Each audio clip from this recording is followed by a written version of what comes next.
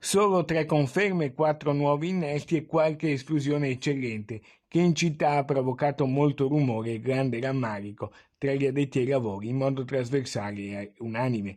Il ministro agli interni Matteo Piantedosi ha nominato i nuovi componenti del Consiglio di amministrazione della Procuratoria di San Marco a Venezia, l'ente che ha competenza sulla tutela e manutenzione della Basilica Cattedrale di San Marco, del campanile e delle loro pertinenze. Il nuovo Consiglio di amministrazione, che rimarrà in carica per i prossimi 3 anni, è ora composto dal professor Renato Brunetta, anche presidente del CNEL e della Fondazione Venezia per la Sostenibilità, dal dottor Renato Poletti, dall'avvocato Bruno Barel, dal notaio Paolo Chiarottini, dall'architetto Alberto Torsello, da Monsignor Angelo Pagan, vicario generale del Patriarcato di Venezia e dunque braccio destro del Patriarca Francesco, e dalla dottoressa Chiara Boldrin.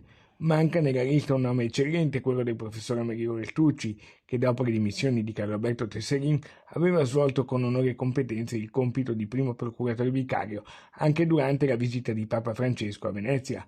A dare fuoco alle polveri ci ha pensato l'avvocato Francesco Mario Delia, presidente dell'Associazione Venezia Libera, più volte candidato sindaco a Venezia, nonché instancabile paladino dell'autonomia. Venezia, Mestre.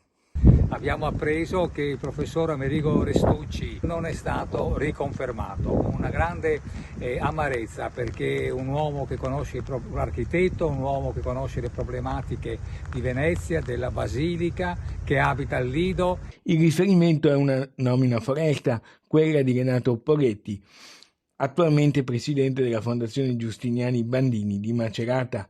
Il decreto di nomina dei 7 procuratori è stato trasmesso al prefetto di Venezia Darco Perlos. Il nuovo CDA, dopo l'insediamento, procederà alla nomina del presidente primo procuratore di San Marco.